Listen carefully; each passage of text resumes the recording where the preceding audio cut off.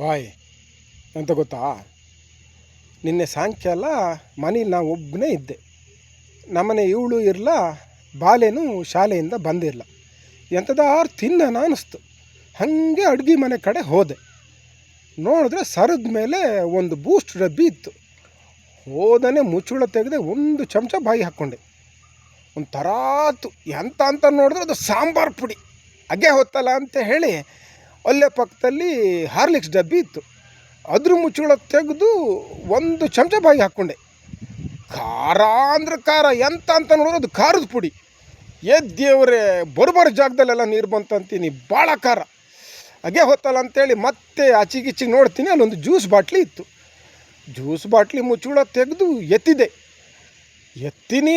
ಒಂದು ಹುಳಿ ಅಂದರೆ ಹುಳಿ, ಎಂತ ಅಂತ ನೋಡಿದ್ರೆ ಅದು ಅಡ್ಡುಳಿ. ನಮ್ಮನೆ ಇವಳು ಅದಕ್ಕೆ ಅಡ್ಡುಳಿ ಹಾಕಿಟ್ಟದೆ. ಅಗ್ಗೆ ಹೊತ್ತಲ್ಲ ಅಂಥೇಳಿ ಪಾಪಿ ಸಮುದ್ರಕ್ಕೆ ಹೋದರೂ ಚಡ್ಡಿನೇನಿಲ್ಲ ಅನ್ನಂಗೆ ತೆಪ್ಪಗಿದ್ದೆ. ಥೂ.